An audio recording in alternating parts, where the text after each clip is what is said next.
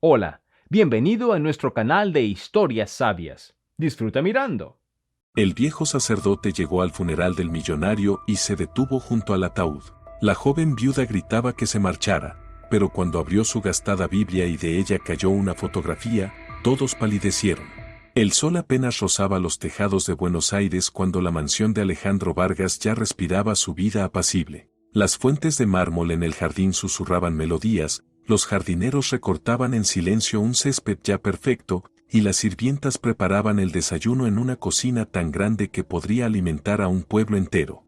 Alejandro Vargas se sentaba en su lujoso comedor como un rey en su propio castillo. A sus 72 años mantenía la postura de un hombre acostumbrado a mandar, aunque la canicie ya había conquistado por completo su antaño negro cabello. La luz matinal caía sobre las páginas de los informes financieros, que estudiaba con la misma atención con la que un arqueólogo observa escrituras antiguas.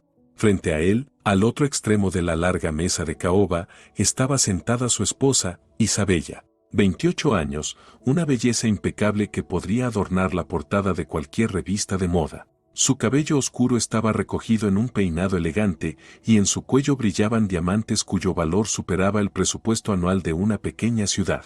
Pasaba distraídamente las páginas de una revista de moda, mordiendo de vez en cuando un trozo de durazno. Entre ellos se extendía un abismo de silencio, roto solo por el tic-tac de un reloj antiguo y el crujido de las hojas del periódico. El doctor Ramírez llamó ayer, dijo Alejandro sin levantar la vista de los informes. Los resultados de los análisis. ¿Y qué? Respondió Isabella con el tono de quien comenta el clima. Alejandro levantó la mirada lentamente y la observó con atención. En sus ojos apareció un destello de tristeza. Todo está en orden. El corazón funciona como un reloj suizo. Isabella no alcanzó a disimular la expresión de decepción que cruzó sus ojos verdes, pero enseguida se colocó la máscara de esposa preocupada. Claro, querido, me preocupo por tu salud. Lo se contestó Alejandro con ligera ironía. Tu preocupación me conmueve mucho. En ese momento entró Carmen, la ama de llaves que llevaba 20 años en la casa. Su rostro irradiaba esa lealtad especial que no se compra con dinero. Señor Vargas, lo espera el señor Méndez del banco. Alejandro se levantó, ajustándose la corbata. Llévalo a mi despacho. Y mirando a su esposa añadió, no te aburras sin mí, querida. Cuando la puerta se cerró tras él, Isabella se transformó de inmediato. La máscara de esposa cariñosa cayó, dejando al descubierto una fría irritación. Se levantó con rapidez y se dirigió a su tocador. La lujosa habitación, adornada con espejos enmarcados en oro, la recibió con familiaridad. Isabella tomó el teléfono y marcó un número conocido. Ricardo, estoy harta de esperar, susurró al auricular mientras caminaba nerviosa frente al espejo. Sí, sé que es viejo, pero es fuerte como un roble. No puedo hacer nada. Demasiado arriesgado. Tiene demasiados amigos influyentes. El sonido de pasos en el pasillo la obligó a cortar la llamada de golpe. Soltó el teléfono y tomó el primer libro que encontró, fingiendo leer. Mientras tanto, en el despacho con estanterías hasta el techo, Alejandro recibía al banquero Méndez. El hombre, de 50 años y traje impecable, parecía inquieto. Señor Vargas, sus instrucciones son bastante inusuales. ¿Está seguro de su decisión?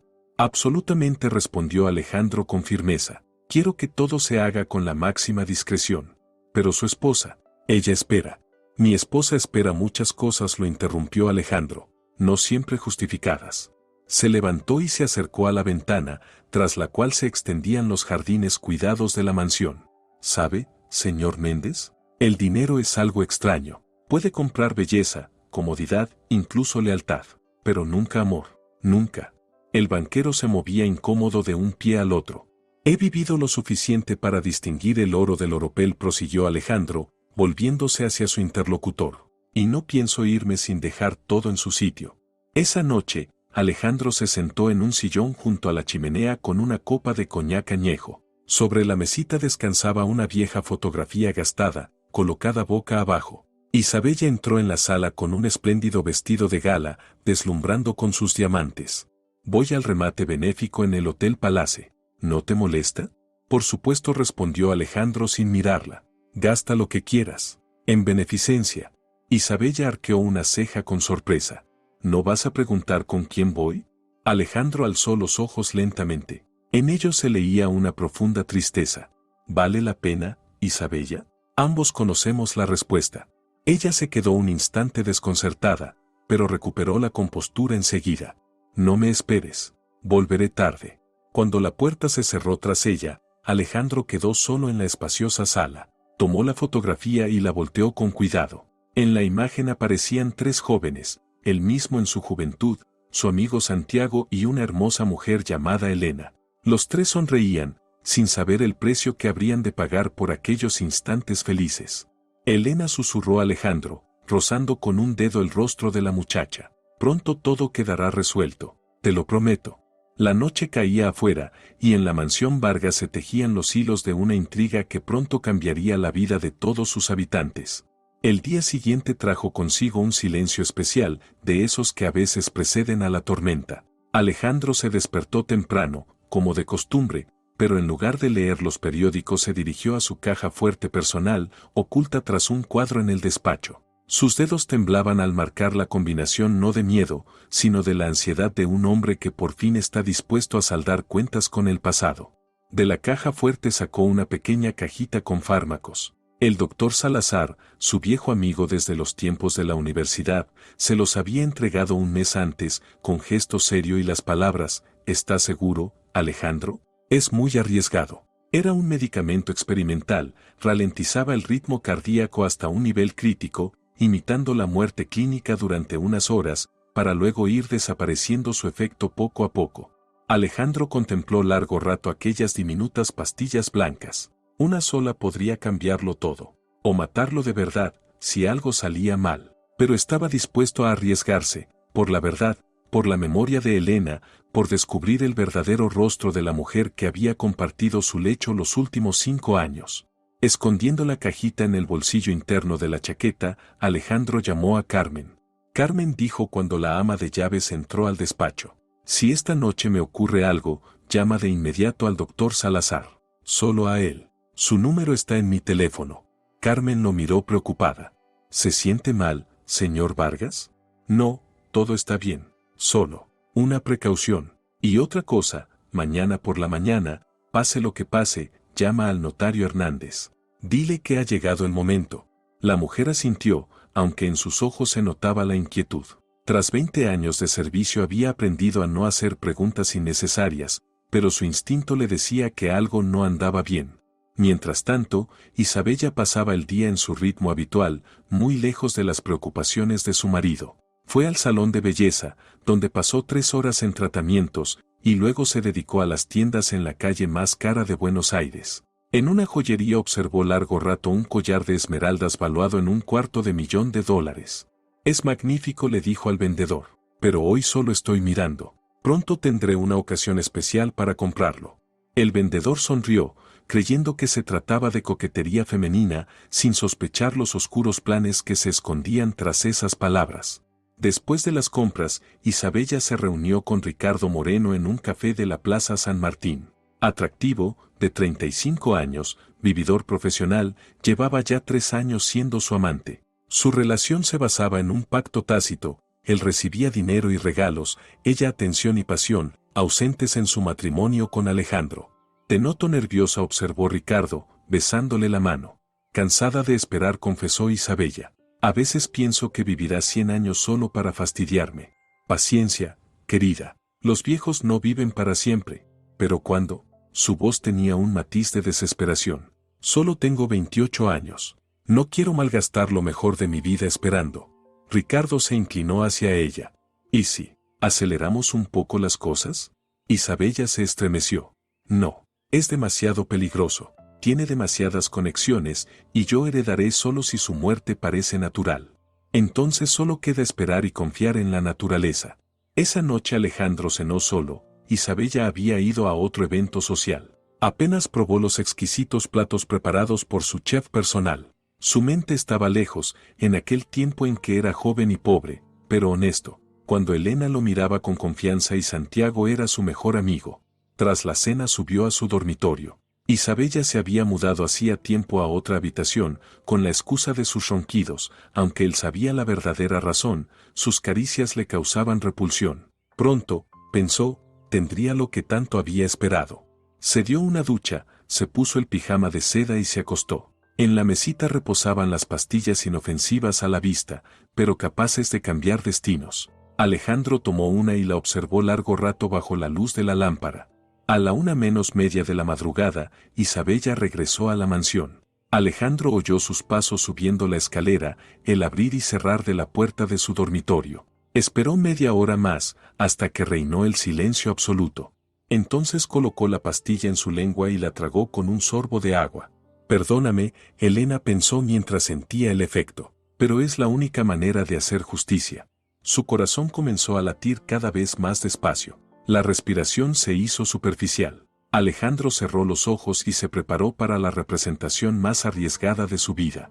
En la habitación contigua, Isabella, ajena a todo, hojeaba un catálogo inmobiliario y soñaba con una villa en la Riviera Francesa que compraría con el dinero de su difunto esposo. No sabía que muy pronto sus sueños se transformarían en pesadilla, y su meticuloso plan de enriquecimiento se derrumbaría como un castillo de naipes. El reloj de la chimenea marcó la medianoche, y la mansión Vargas quedó sumida en un silencio siniestro de espera. El fármaco actuó más rápido de lo que Alejandro había previsto. En apenas 20 minutos, su corazón latía tan despacio que parecía detenerse en cualquier momento. Su respiración era apenas perceptible, su piel se había vuelto pálida y sudorosa. Sentía como la conciencia se desvanecía, como si cayera en un pozo profundo. Con tal de no haber exagerado la dosis, fue su último pensamiento claro antes de que la oscuridad lo envolviera. A las 3 de la madrugada Isabella se despertó con sed. Se levantó, se puso una bata de seda y se dirigió a la cocina por agua. Al pasar frente al dormitorio de su marido, oyó un sonido extraño, una respiración entrecortada, pesada, más parecida a un estertor. Se detuvo frente a la puerta, escuchando. Su corazón se aceleró, sería posible que al fin. Giró lentamente la manija y asomó a la habitación. Alejandro yacía en la cama en una postura antinatural. Un brazo colgaba del borde, el rostro estaba pálido como el de un muerto y los labios habían adquirido un tono azulado. Su pecho apenas se levantaba y bajaba a intervalos largos. Isabella entró en la habitación y se acercó. A la luz de la lámpara de noche, Alejandro parecía terrible. Sin duda era un infarto ese mismo que ella había esperado durante tanto tiempo. El primer impulso fue correr hacia el teléfono, llamar a una ambulancia, iniciar un masaje cardíaco. Pero enseguida su mente, fría y calculadora, se impuso a los instintos. No, pensó. No ahora, no tan cerca de la meta. Isabella se dejó caer lentamente en un sillón junto a la cama y se quedó observando. Alejandro claramente agonizaba, y ella podría salvarlo si quisiera, pero no quería. 5 años de fingimiento, 5 años de una intimidad forzada con un hombre que le repugnaba, 5 años de espera. Todo terminaba aquí y ahora. Perdóname, querido, susurró con venenosa ternura, pero tu hora ha llegado. Se imaginó el día siguiente, lágrimas ante los médicos, sollozos en el funeral, el papel de la viuda desconsolada que perdió a su amado esposo. Y después, la lectura del testamento, millones de dólares, libertad, una nueva vida con Ricardo en alguna isla tropical. Alejandro emitió un suspiro particularmente pesado, y por unos segundos su pecho dejó de moverse por completo. Isabella se inclinó hacia adelante, mirándole el rostro. ¿Acaso todo había terminado? No. Una débil respiración regresó. Alejandro seguía luchando por vivir, aunque era una batalla perdida. Isabella se recostó en el sillón y miró el reloj, las 3:40 de la madrugada. ¿Cuánto más duraría aquella agonía? Se levantó y se acercó a la ventana. El jardín nocturno parecía sereno y hermoso bajo la luz de la luna. A la mañana siguiente sería una de las mujeres más ricas del país. Una viuda digna de compasión y respeto. A su espalda, Alejandro volvió a soltar un gemido ronco. Isabella no se dio la vuelta. Pensaba en cómo renovaría la mansión, o quizá la vendería para comprar algo más moderno. Aquellos muebles antiguos, esas pesadas cortinas, todos esos libros, todo le parecía anticuado. El tiempo pasaba lentamente. Isabella alternaba entre sentarse en el sillón, caminar por la habitación o asomarse al pasillo para comprobar si algún sirviente estaba despierto. Pero en la casa reinaba el silencio. Todos dormían, ignorando el drama que se desarrollaba. A las 4:30, la respiración de Alejandro se volvió extremadamente débil. Los intervalos entre inspiraciones llegaron a 30 segundos, a veces más. Isabella contaba los segundos, esperando el momento en que todo terminara. Finalmente, a las 5 de la mañana, el pecho de Alejandro se levantó por última vez y ya no volvió a bajar. Isabella esperó 10 minutos, luego se acercó a la cama y pegó su oído al pecho de su marido. No había latido, tampoco respiración. Alejandro Vargas estaba muerto. Isabella se irguió y miró el cuerpo inmóvil. No sentía pena alguna, solo alivio y expectación. Ahora tocaba representar la obra. Salió del dormitorio, fue a su cuarto y encendió la luz. Luego se despeinó el cabello, se pellizcó las mejillas hasta que se enrojecieron y frotó sus ojos para que parecieran llorosos. Isabella respiró hondo, preparándose para la actuación de su vida. El papel de la viuda desconsolada debía ser perfecto. Había llegado el momento de llamar a la ambulancia y empezar su nueva vida. Isabella estaba de pie junto al teléfono en la sala, sosteniendo el auricular con manos temblorosas. Pero aquel temblor no era de dolor, sino de excitación. Por fin había llegado el momento que había esperado 5 largos años. Lo importante ahora era no arruinar la representación. Marcó el número de emergencias y respiró hondo, lista para su gran papel. ¿Emergencias? Su voz tenía las notas de pánico medidas con precisión. Por favor, vengan rápido. A mi marido le pasa algo. Creo que un ataque al corazón. Díganos su dirección, señora. Avenida Alvear, 1847, Mansión Vargas. Por favor, deprisa. Enviamos una unidad. Llegarán en 10 minutos. Mientras tanto, intente hacerle un masaje cardíaco. No sé hacerlo. Sollozó Isabella con tanta convicción que casi se creyó su propio dolor. Dios mío, ¿qué hago? Señora, cálmese. Acuéstelo boca arriba, incline su cabeza hacia atrás.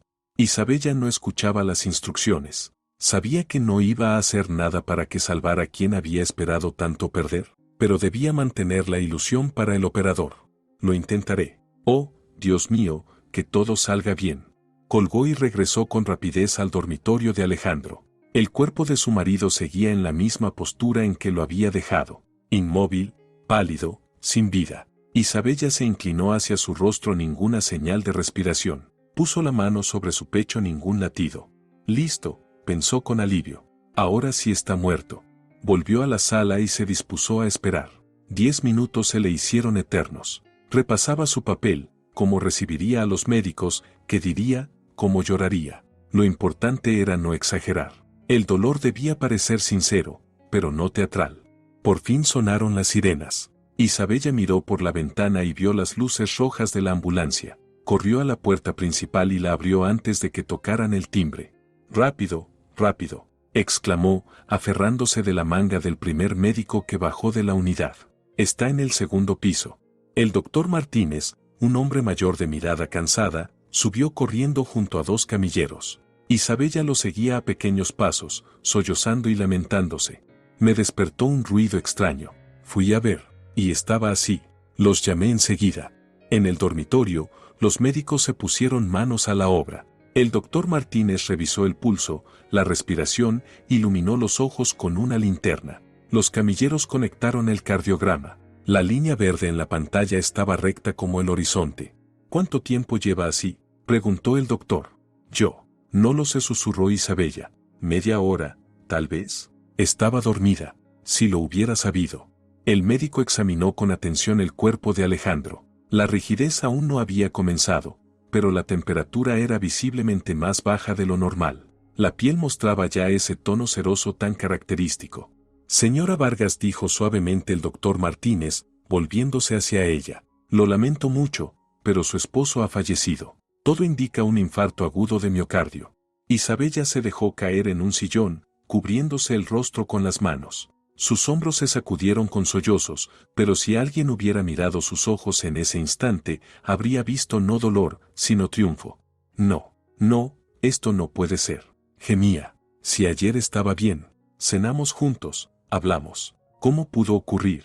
Por desgracia, los infartos suelen presentarse de forma repentina, explicó el médico, sobre todo en personas de edad avanzada. Dígame, ¿su esposo tenía antecedentes cardíacos?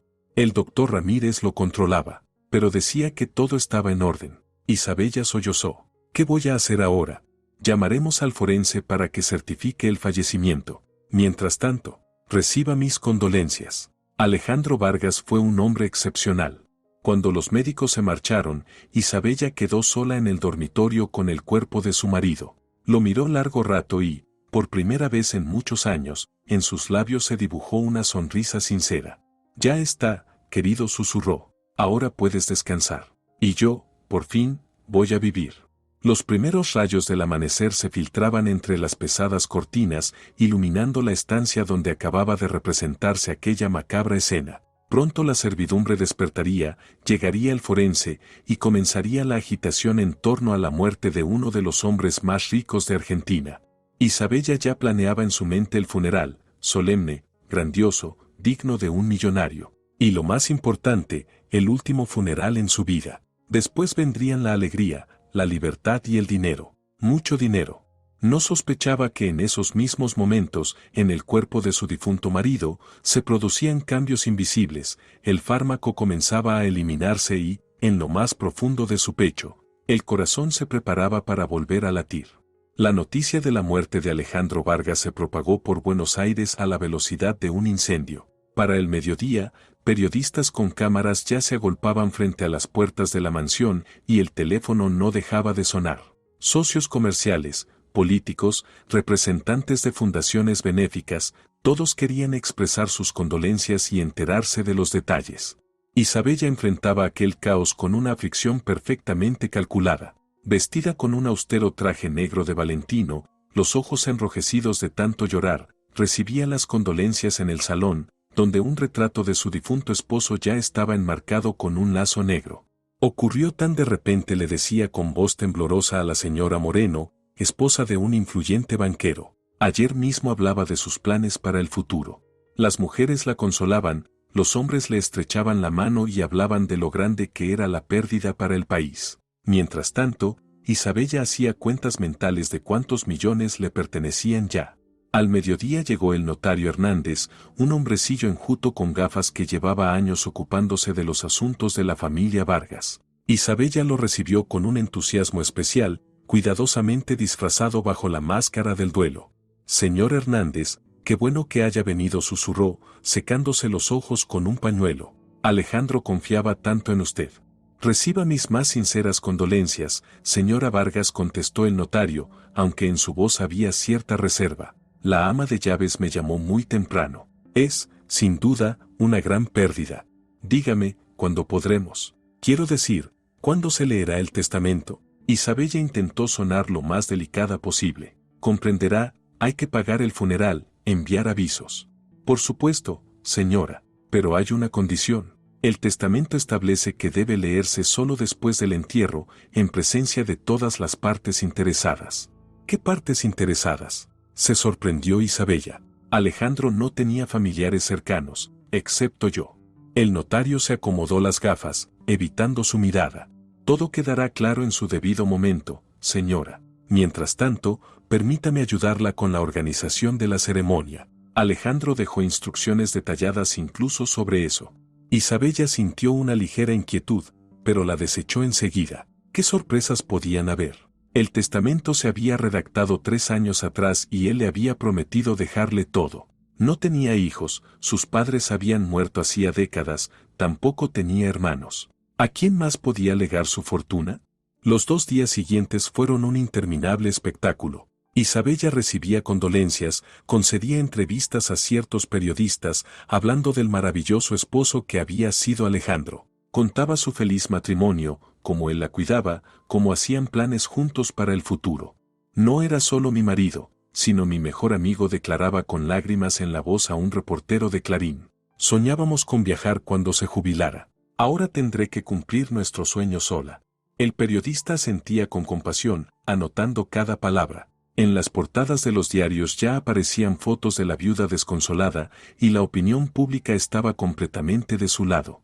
Mientras tanto, la servidumbre preparaba la mansión para el velorio. Carmen trabajaba en silencio, pero Isabella notaba de vez en cuando sus miradas extrañas. En los ojos de la vieja ama de llaves se reflejaba algo parecido a la sospecha. Isabella no le daba importancia. Los sirvientes siempre envidiaban a las esposas de los señores. En su dormitorio, al fin a solas, Isabella se permitió relajarse. De pie frente al espejo, se quitaba el vestido negro y por primera vez en 2 días sonrió a su propio reflejo. Muy pronto podría dejar para siempre aquella máscara de luto. El teléfono sonó. Era Ricardo. ¿Cómo estás, querida?, preguntó con tono afectuoso. Cansada de tanto teatro, confesó Isabella, dejándose caer en un sillón. Pero falta poco. Mañana es el funeral, pasado mañana la lectura del testamento, y seremos libres. ¿Y estás segura de que él te dejó todo? Por supuesto. ¿A quién más? Isabella rió. No tenía a nadie más que a mí. Pronto nadaremos en dinero, cariño. No puedo esperar, susurró Ricardo. Ya tengo elegida una yate en la Costa Azul. Tras la llamada, Isabella se quedó soñando largo rato con el futuro. Yates, mansiones, joyas, viajes. Todo aquello sería realidad en solo unos días. Alejandro tardó 50 años en amasar su fortuna, y ella la obtendría con una simple firma del notario. Aquella noche Isabella durmió tranquila, sin sospechar que en algún lugar de la ciudad un viejo sacerdote llamado Mateo leía una carta enviada por el notario. Una carta que al día siguiente cambiaría su vida para siempre. Y en la morgue, en la fría cámara, el cuerpo de Alejandro Vargas yacía bajo una sábana blanca. Y si alguien lo hubiera observado con atención, habría notado un movimiento apenas perceptible en su pecho, como si el muerto respirara en silencio.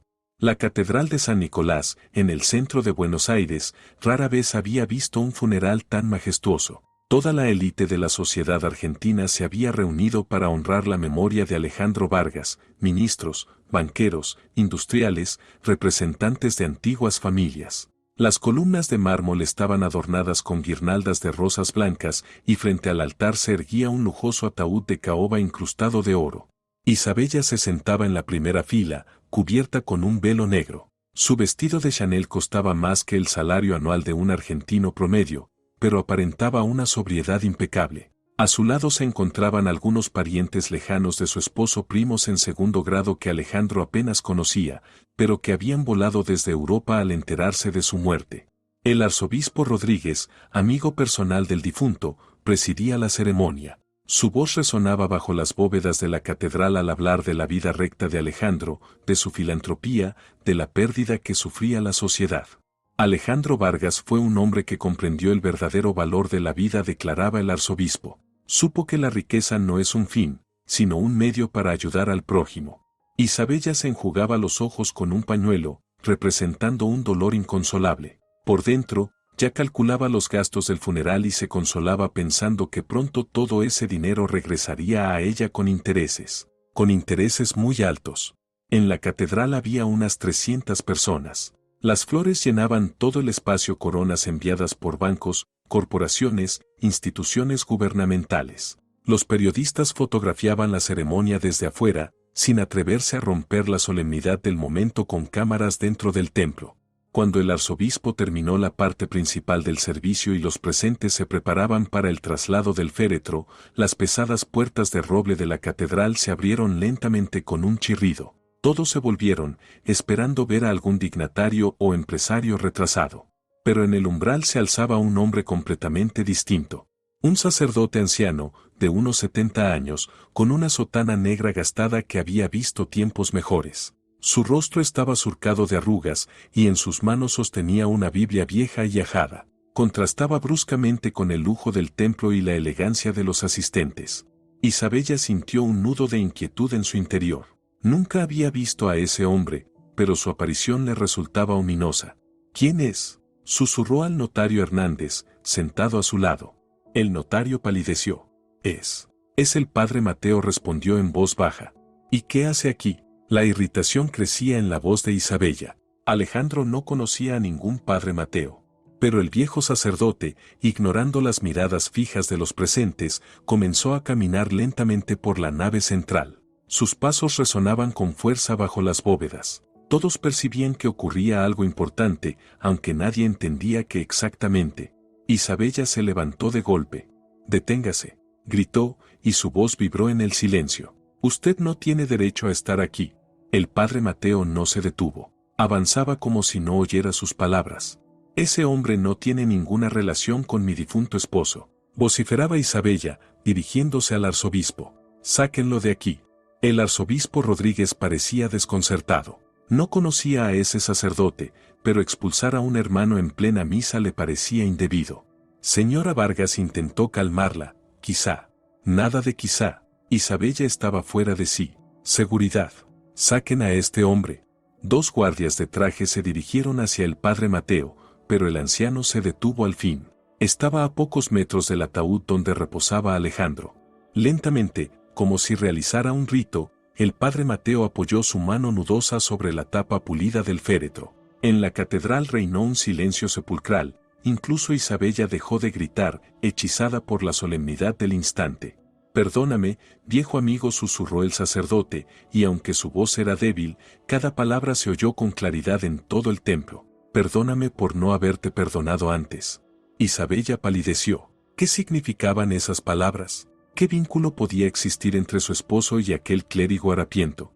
El padre Mateo abrió su gastada Biblia. Las páginas, amarillentas y rasgadas, crujieron. Comenzó a rezar en latín, su voz temblaba de emoción.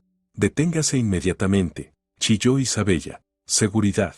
Pero los guardias permanecían inmóviles, como embrujados. En la catedral se percibía la presencia de algo más grande que una simple ceremonia fúnebre.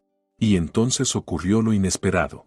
Al voltear una página, algo resbaló de la Biblia y cayó sobre el mármol con un leve murmullo. Una fotografía, antigua, descolorida por el tiempo.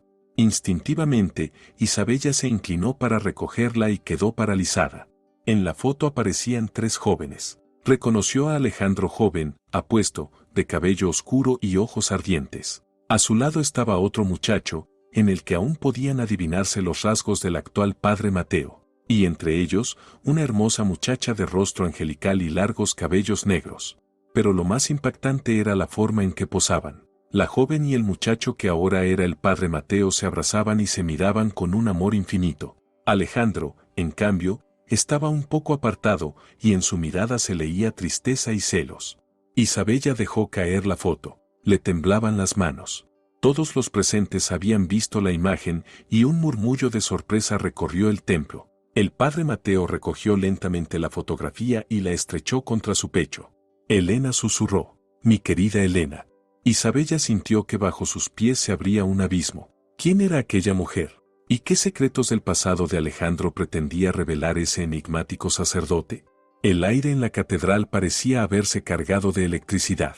Isabella estaba de pie, con los puños cerrados, el rostro contraído de furia. Todos sus planes cuidadosamente elaborados, toda su representación de duelo, se derrumbaban por la aparición de aquel viejo harapiento con su maldita fotografía.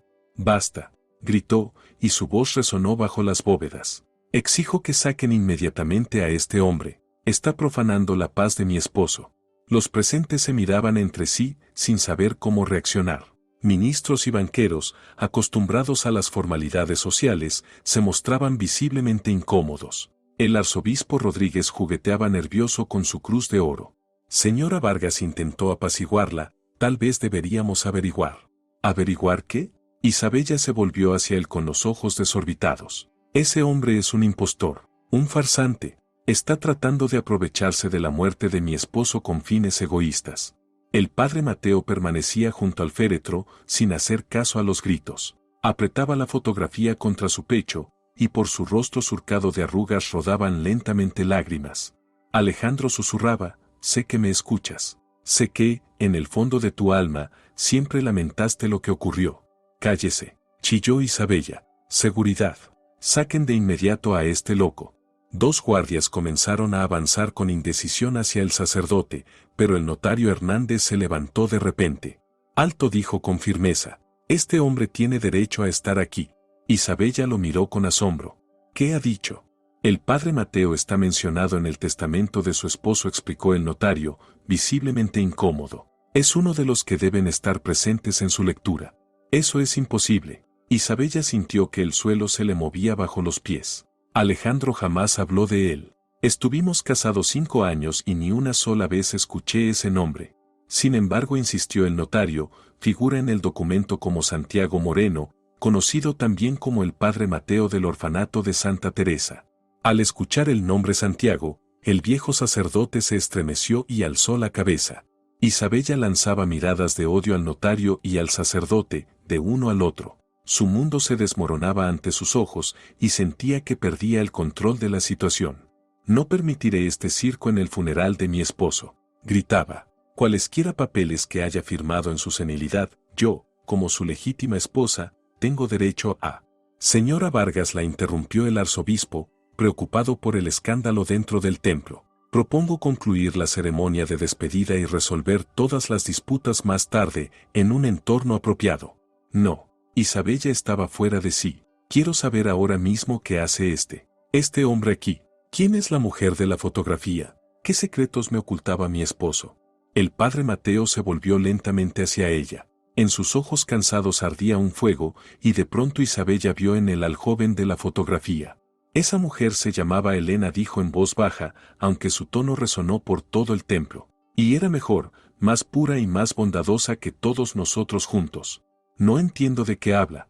«Pronto lo entenderás», respondió el sacerdote con una sonrisa triste. Alejandro se encargó de que la verdad saliera finalmente a la luz.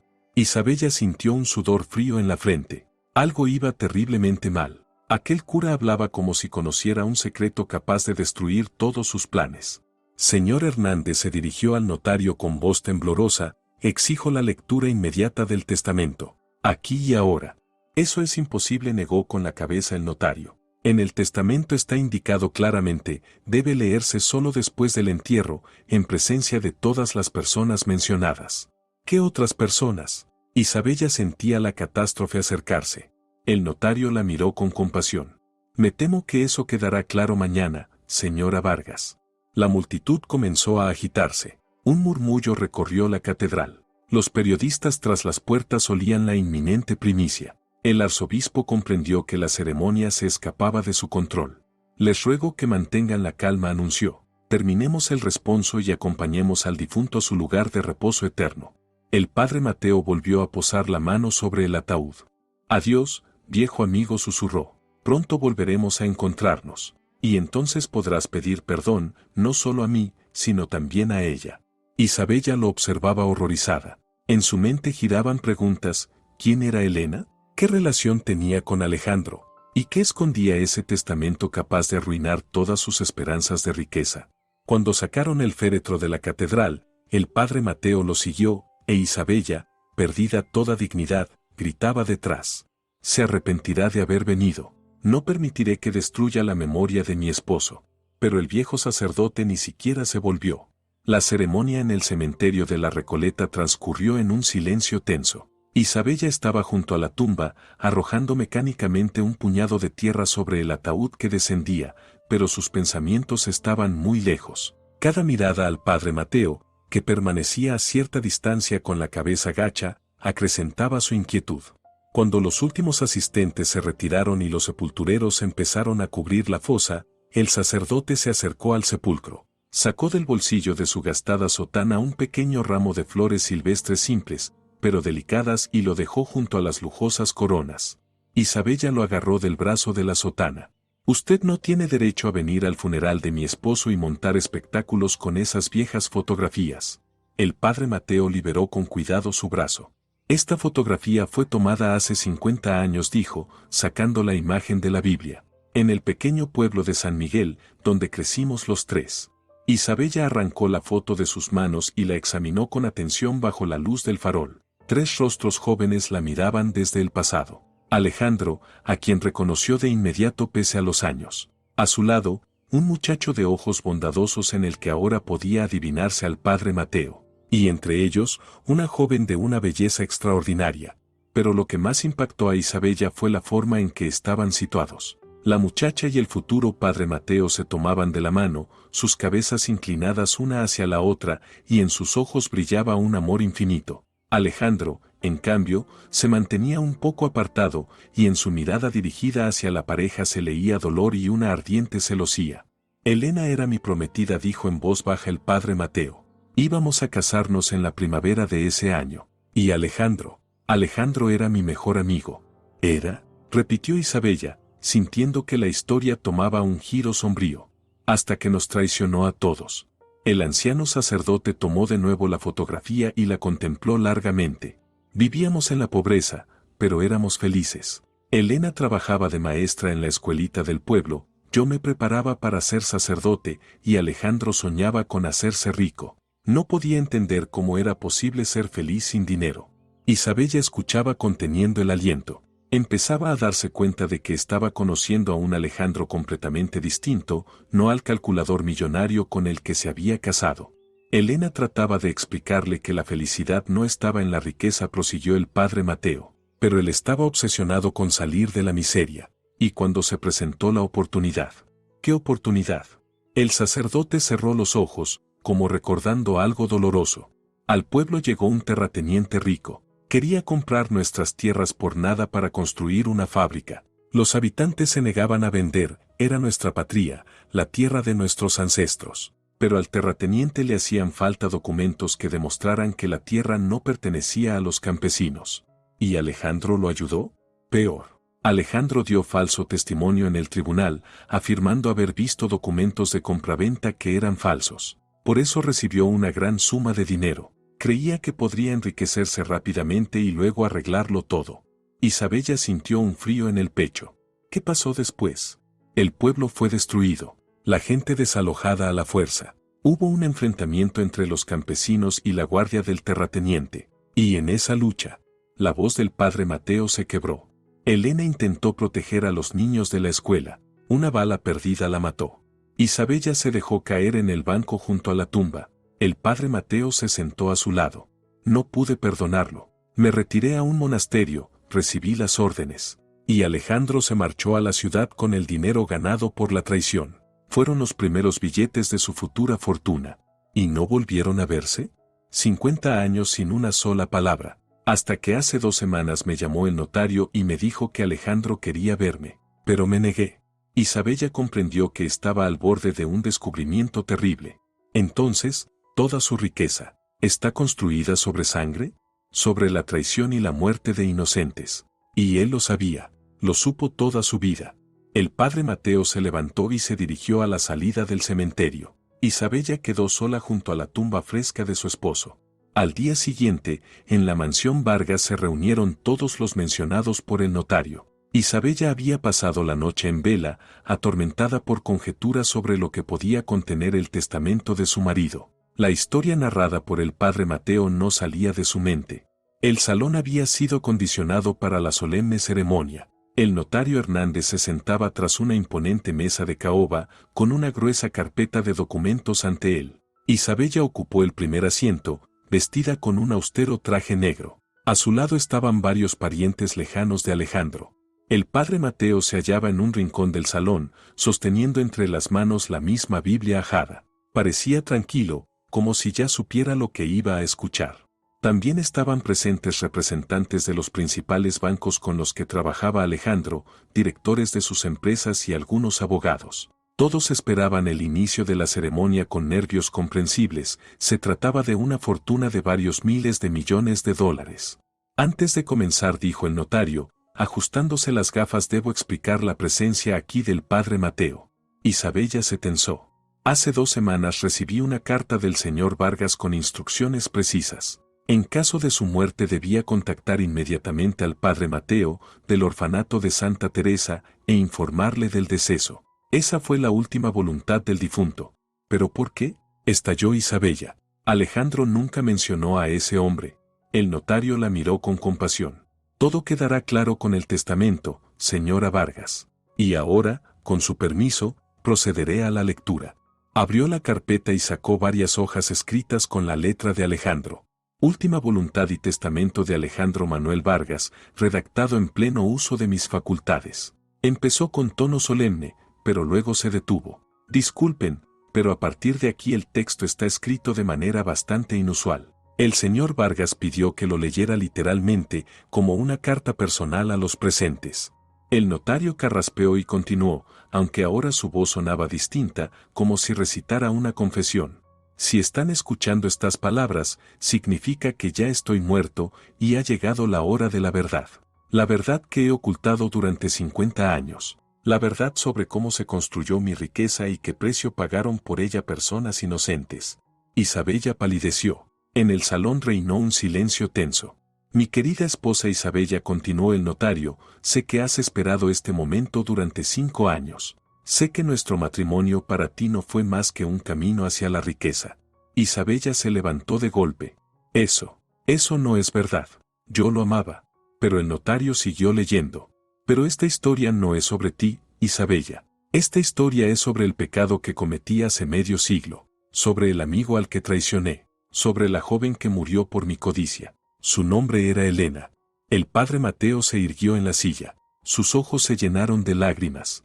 Elena era la prometida de mi mejor amigo, Santiago, a quien hoy conocen como el padre Mateo. Yo estaba enamorado de ella desde niño, pero ella lo eligió a él. Y yo no pude perdonarles aquella felicidad. El notario hizo una pausa, mirando al padre Mateo, que guardaba silencio, apretando la Biblia. Cuando apareció la oportunidad de hacerme rico, no pude resistir la tentación. Pensaba que el dinero me ayudaría a conquistar el amor de Elena. No comprendía que hay cosas que no se pueden comprar. Isabella escuchaba como en un sueño.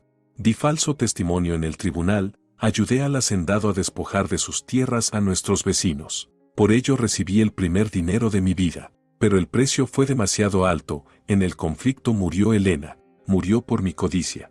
El padre Mateo cerró los ojos, reviviendo aquel dolor. Santiago no pudo perdonarme. Se refugió en el monasterio, y yo me fui a la ciudad. Durante 50 años construí un imperio con dinero manchado de sangre, y cada noche soñaba con el rostro de Elena. El notario pasó la página. Todos en la sala contuvieron el aliento. Y ahora, ante la muerte, quiero reparar mi error. Quiero saldar mi deuda con la memoria de Elena y pedir perdón al amigo al que traicioné. Isabella sintió que el corazón le golpeaba en el pecho. Empezaba a comprender hacia dónde conducía todo. Por eso lego. El notario se detuvo, miró a los presentes y prosiguió. Todo mi patrimonio, incluidas propiedades, acciones, cuentas bancarias e inversiones, con un valor total de $4.800 millones, lo lego al Fondo Benéfico Elena Moreno.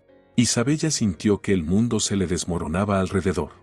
Como administrador de este fondo nombro al padre Mateo, que mejor que yo sabe lo que son la honestidad y la compasión. Un estruendo recorrió la sala. Isabella se quedó sentada, incapaz de pronunciar una sola palabra. El notario guardó silencio unos instantes, dejando que todos asimilaran lo escuchado. Isabella permanecía inmóvil como una estatua, su rostro mostraba una mezcla de horror y de la comprensión de que sus sueños de riqueza estaban construidos sobre sangre. Y por último continuó el notario, un mensaje al padre Mateo: viejo amigo, sé que el perdón no se compra con dinero, pero te ruego que aceptes este legado, no por mí, sino por la memoria de Elena, que el dinero, ganado con su sangre, sirva ahora a quienes ella más amaba, los niños y los desamparados. Muero sin esperar perdón, pero con la esperanza de que prevalezca la justicia. Elena tenía razón, no se puede construir la felicidad sobre el dolor ajeno. Que mi dolor sirva ahora para dar felicidad a otros. El notario cerró la carpeta con el testamento. Con esto concluye la voluntad del difunto, dijo con tono oficial. ¿Hay preguntas respecto al documento? Pero en la sala reinaba un silencio sepulcral. Todos aún digerían lo escuchado.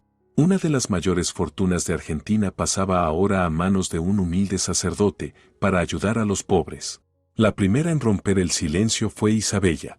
No, susurró, levantándose lentamente de la silla. No, esto es imposible. Su voz temblaba, pero no de dolor, era la furia que empezaba a hervir en su interior. Esto es un error, dijo al notario. Alejandro no pudo haber escrito esto. Estaba fuera de sí. Senilidad, alucinaciones. Señora Vargas, respondió suavemente el notario Hernández, el testamento fue redactado hace 3 meses en presencia de 2 testigos y debidamente protocolizado. Su esposo pasó un examen médico que acreditaba su plena capacidad legal.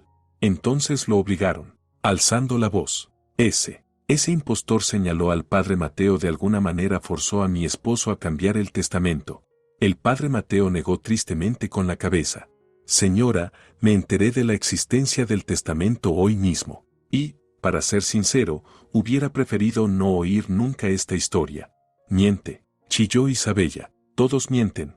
Alejandro me amaba. No podía dejarme sin nada. Un murmullo incómodo recorrió la sala. Empresarios y funcionarios presentes jamás habían visto a la esposa del difunto millonario en tal estado. La máscara de viuda afligida se había caído definitivamente, mostrando el verdadero rostro, el de una mujer interesada solo en el dinero. Isabella intentó calmarla. Uno de los parientes lejanos de Alejandro, tal vez deberías.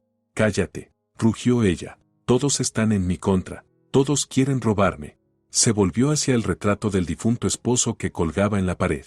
¿Y tú?, gritó, señalando con el dedo la imagen. Tú, viejo vil y despreciable, ¿cómo pudiste hacerme esto? Un silencio sepulcral cayó en la sala. Nadie esperaba semejante estallido. 5 años. Seguía gritando Isabella. 5 años soportando tus caricias, tu decrepitud, tus ronquidos por la noche. ¿Y todo para qué? ¿Para terminar con una casa y una miserable pensión? Agarró un jarrón de cristal de la mesa y lo lanzó contra el retrato. El jarrón estalló contra la pared, cubriendo el suelo de esquirlas. ¿Creías que eras muy listo? Continuó fuera de sí. ¿Qué ibas a darme una lección? ¿Mostrar mi verdadero rostro? El notario trató de intervenir. Señora Vargas, le ruego que se calme. No me digan que me calme, aulló Isabella. Me han robado la vida, me han robado el futuro. Se volvió otra vez hacia el retrato. Sí, me casé contigo por dinero. Sí, esperaba que murieras. ¿Y qué? Fui honesta en mis intenciones. ¿Y tú? Tú me mentiste durante 5 años. Me prometiste dejarme todo. Señora, dijo en voz baja el padre Mateo, tal vez si usted. Y usted, cállese, le atacó Isabella. Es peor que todos. Se esconde tras el nombre de Dios y en realidad ansía el dinero ajeno. ¿Cree que no lo entiendo? Vino aquí solo para quedarse con la herencia. El viejo sacerdote se levantó de la silla. No quiero ese dinero, dijo serenamente. Ha traído demasiado dolor. ¿Que no lo quiere? Isabella soltó una carcajada histérica. Claro, cómo no. Un santurrón que no quiere nada, pero ya estará pensando en que gastará los miles de millones. Comenzó a caminar por el salón, agitando los brazos. ¿Sabe qué? Me importa un bledo su Elena, y su supuesto arrepentimiento. Una campesina estúpida que no supo elegir a un marido rico y prefirió a un cura pobre.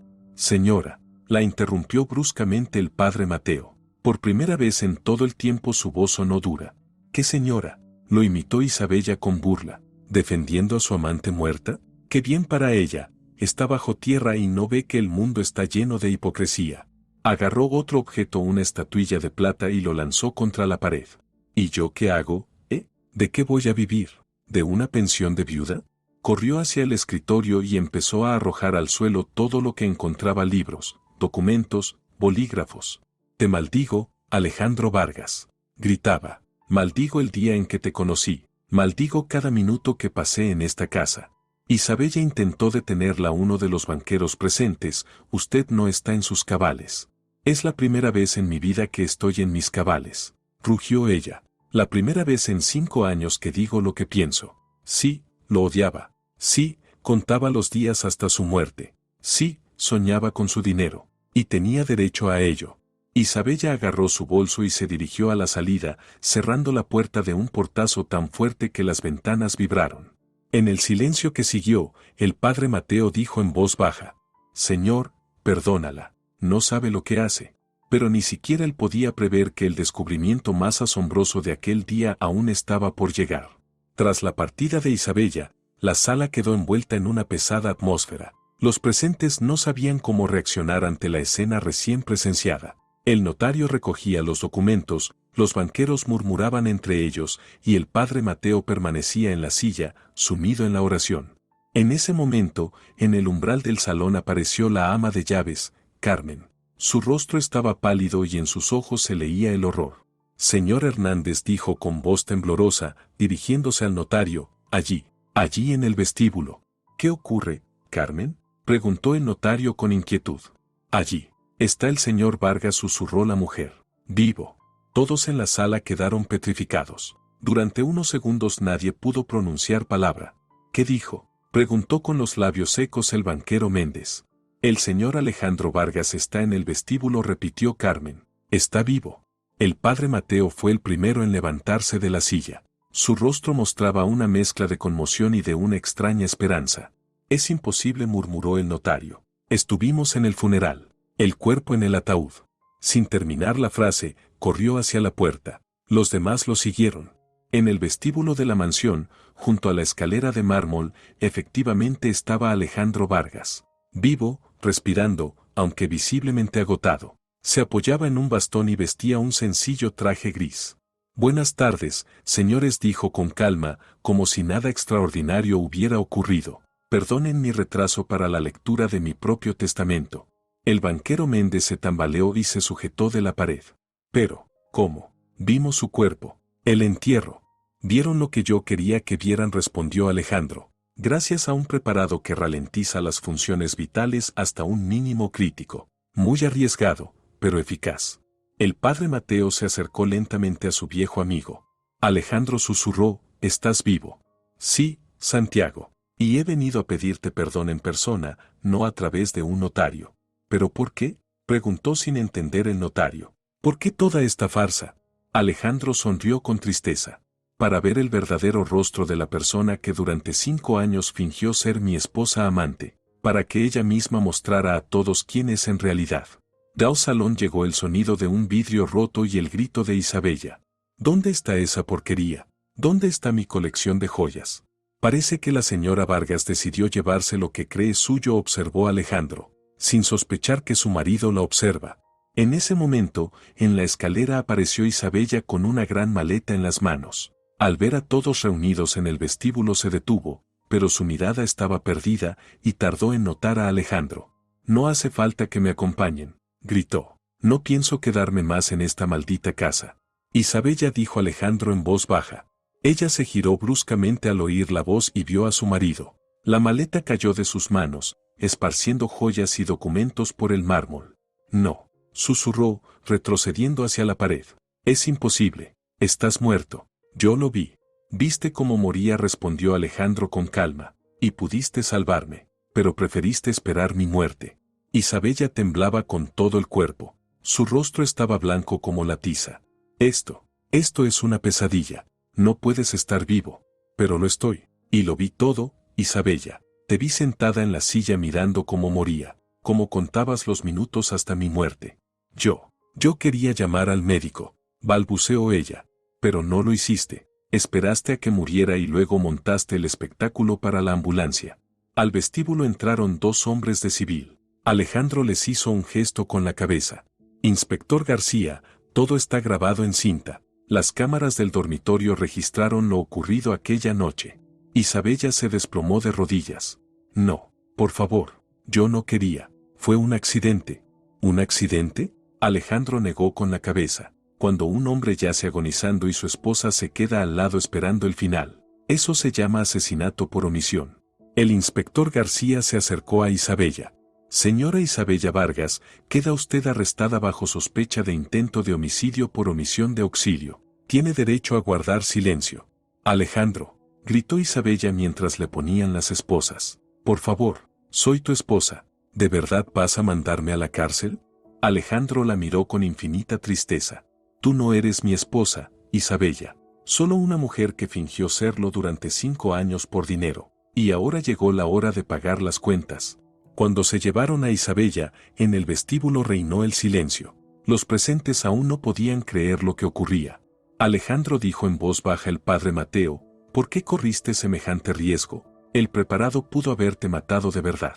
Porque hay cosas más importantes que la vida, respondió Alejandro. La justicia, la verdad. Y la oportunidad de pedir perdón al único hombre cuya opinión aún me importa. Tendió la mano a su viejo amigo. Santiago, ¿puedes perdonarme?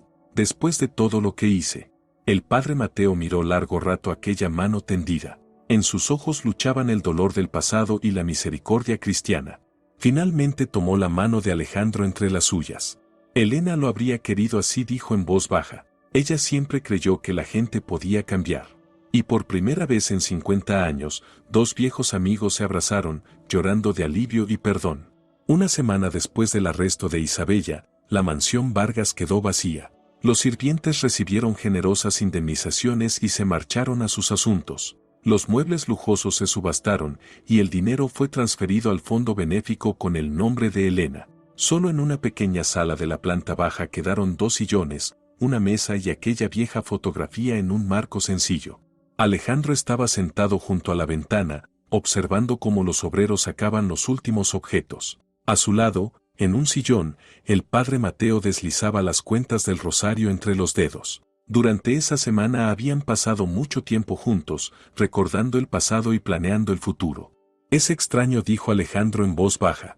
Pasé toda mi vida acumulando estas cosas, y ahora que desaparecen siento solo alivio. La riqueza material es una carga pesada, respondió el padre Mateo, especialmente cuando se ha conseguido de manera injusta. Alejandro tomó la fotografía de la mesa y la contempló largo rato.